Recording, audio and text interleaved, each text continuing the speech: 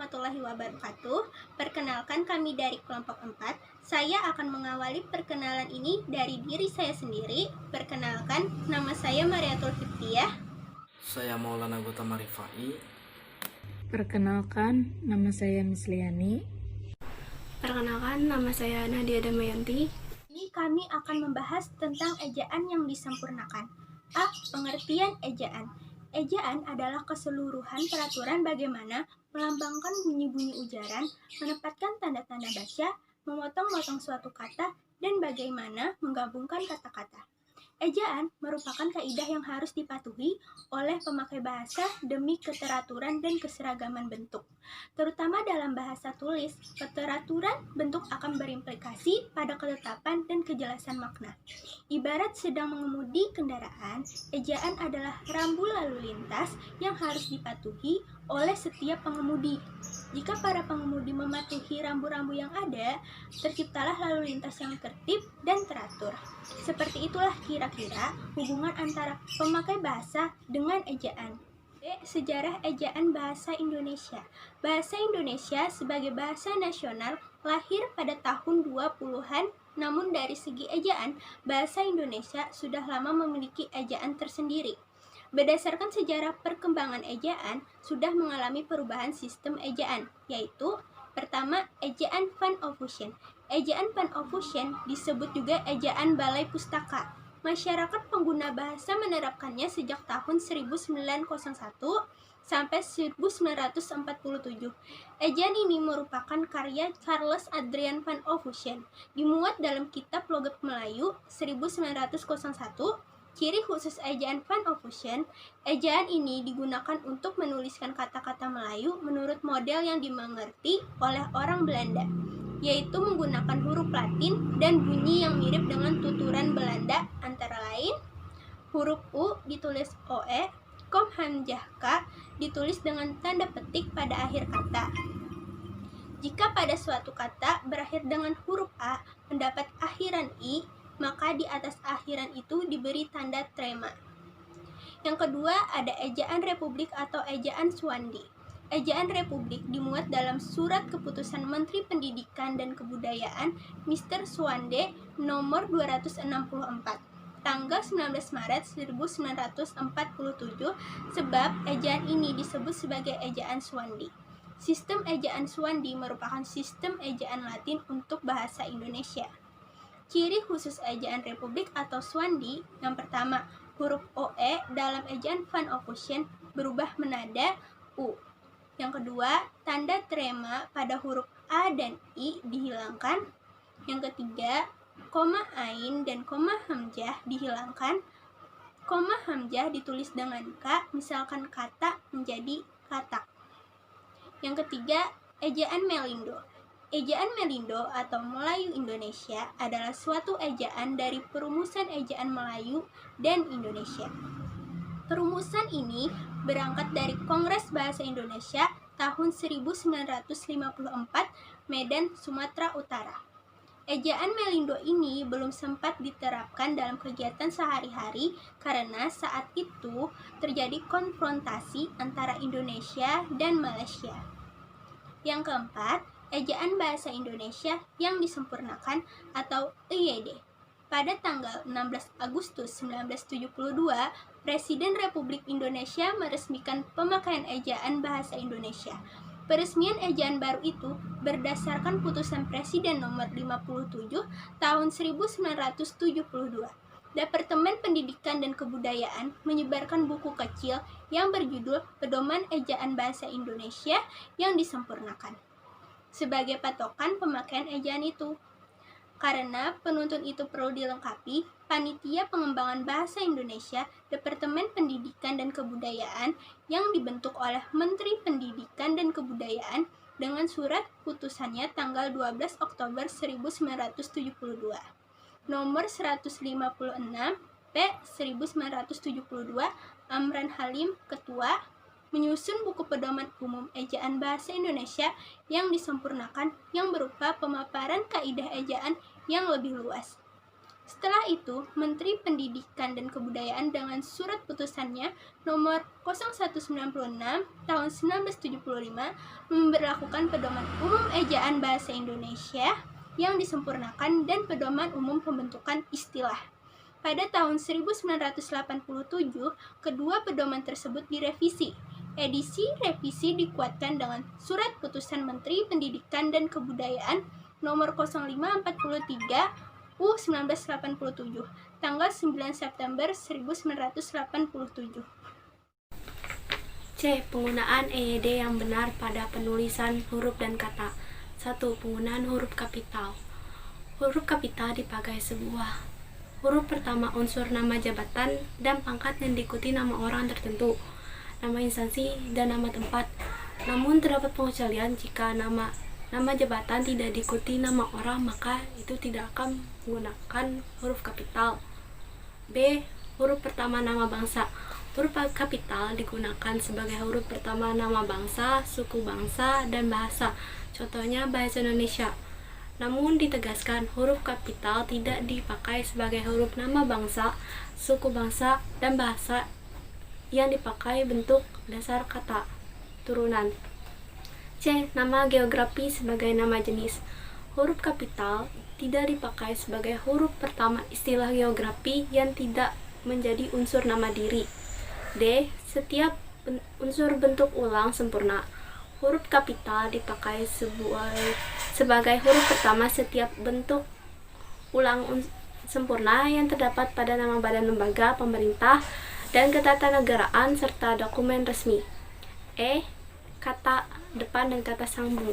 Huruf kapital dipakai sebagai huruf pertama semua kata di dalam buku, majalah, surat kabar, dan judul karangan kecuali kata seperti di, ke, dari, yang, dan untuk yang tidak terletak pada posisi awal.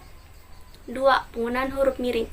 Penggunaan huruf miring digunakan pada penulisan nama buku, penegasan kata, penulisan bahasa asing, dan penulisan kata ilmiah. Ketiga, penulisan kata turunan. A. Gabungan kata dapat awalan akhiran. Jika bentuk dasar yang berupa gabungan kata mendapat awalan dan akhiran sekaligus, unsur gabungan kata itu ditulis serangkai. Contohnya, bertepuk tangan, dilipat gandakan, dan disebarluaskan. B. Gabungan kata dalam kombinasi. Jika salah satu unsur gabungan kata hanya dipakai dalam kombinasi, gabungan kata itu ditulis serangkai. Contohnya, antar kota, anti kekerasan, inter kampus, tridaya, dan rekondisi. 4. Penulisan gabungan kata. A. Penulisan gabungan kata istilah khusus. Gabungan kata tersebut termasuk istilah khusus yang mungkin menimbulkan kesalahpengertian, dapat ditulis dengan tanda hubung untuk menegaskan pertalian di antara unsur yang bersangkutan. B. Penulisan gabungan kata serangkai. Gabungan kata tersebut dapat ditulis serangkai. Contohnya, acap kali, ada kala, dharma wisata, sabta marga, sekalipun, dan sukarela. D. Penggunaan ID yang benar pada partikel, singkatan, koma, akronim, koma, dan angka. 1. Penulisan partikel. Contoh, bacalah, tidurlah, apakah, siapakah, apatah. A. Penulisan partikel pun. Butir 2 tentang penulisan partikel meningkatkan partikel pun dituliskan terpisah dari kata yang mendahulunya.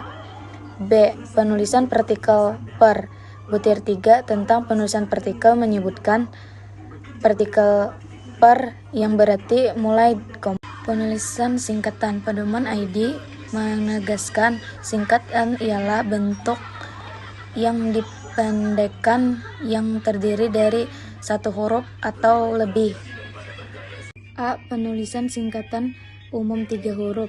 Pedoman ID meningkatkan singkatan umum yang terdiri atas 3 huruf atau lebih diikuti 1 tanda titik. Akronim terbagi menjadi 2, yaitu akronim nama diri dan akronim bukan nama diri.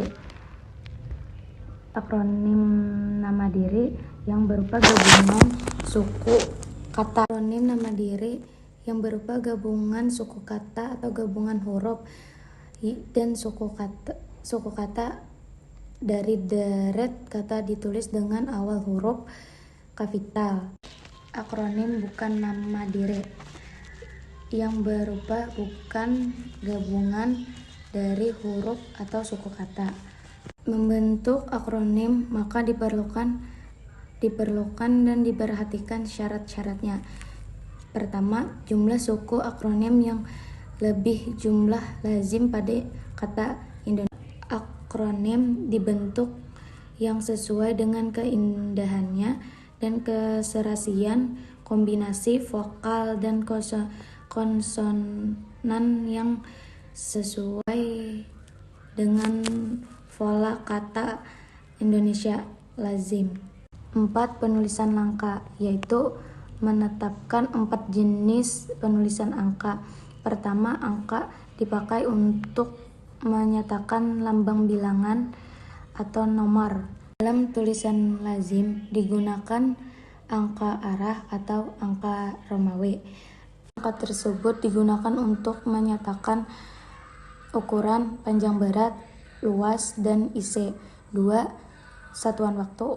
3. Nilai uang. Penggunaan tanda baca. 1. Tanda titik. A. Tanda titik dipakai pada akhir kalimat.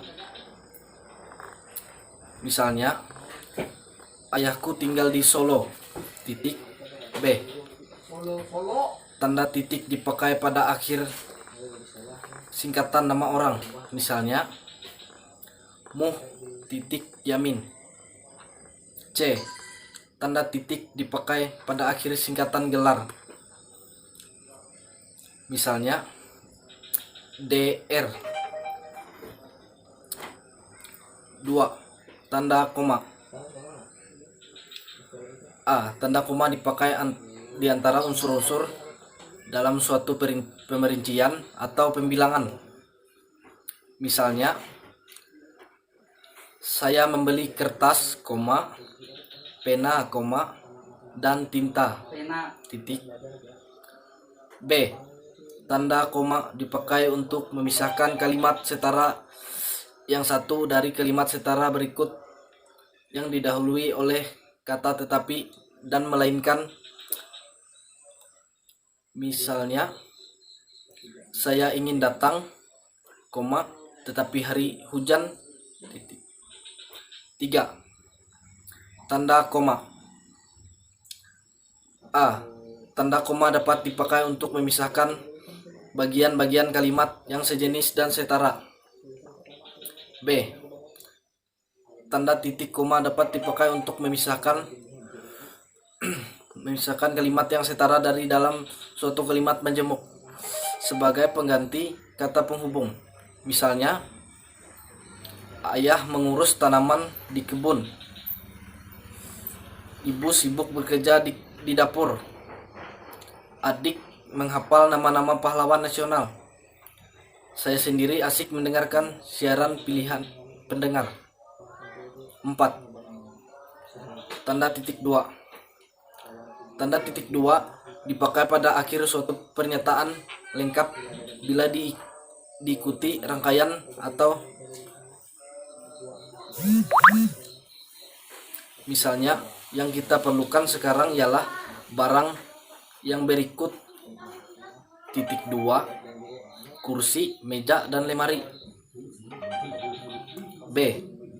Tanda titik 2 dipakai sesudah atau ungkapan yang memerlukan pemberian. Misalnya, Ketua Ahmad Wijaya, Sekretaris S. Handayani, Bendahara. Titik 2. B. Titik Hartawan. 5. Tanda hubung. A. Tanda hubung menyambungkan suku-suku kata dasar yang terpisah oleh pergantian baris. Misalnya, ada cara baru juga. B. Tanda hubung menyambungkan awalan dengan bagian kata di belakangnya, atau akhiran dengan bagian kata dari depannya pada. Misalnya, cara baru, meng, ukur panas, titik. C. Tanda hubung menyambung unsur-unsur kata ulang. Misalnya, anak-anak, berulang, ulang. 6. Tanda pisah. Tanda pisah membatasi penyisipan kata atau kalimat yang memberi penjelasan. Misalnya, kemerdekaan bangsa itu saya yakin akan tercapai diperjuangkan oleh bangsa itu sendiri. B. Tanda pisah menegaskan adanya oposisi atau keterangan yang lain, sehingga kalimat menjadi lebih jelas. 7. Tanda elipsis. A. Tanda elipsis menggambarkan kalimat yang terputus-putus. Misalnya, kalau begitu, ya marilah bergerak. B. Tanda elipsis menunjukkan bahwa dalam suatu petikan ada bagian yang dihilangkan. Misalnya, sebab-sebab kemerosotan akan teliti lebih lanjut. 8. Tanda tanya. A. Tanda tanya dipakai pada akhir kalimat. Misalnya, kapan ia berangkat? Tanda tanya. B. Tanda tanya dipakai antara tanda kurung untuk menyatakan bagian kalimat yang disangsikan atau kurang dapat dibuktikan kebenarannya. Misalnya, ia dilahirkan pada tahun 1683. Dalam kurung tanda tanya. 9. Tanda seru. Tanda seru dipakai sesudah ungkapan atau pernyataan yang berupa seruan atau perintah, atau yang menggambarkan kesungguhan, ketidakpercayaan atau rasa emosi yang kuat. Misalnya, alangkah seramnya peristiwa itu. Tanda seru. 10. Tanda kurung. Tanda kurung menggapit tambahan keterangan atau penjelasan. Misalnya, DIP, daftar isian proyek kantor itu sudah selesai. B. Tanda kurung menggapit keterangan atau penjelasan yang bukan bagian integral bagian pembicara.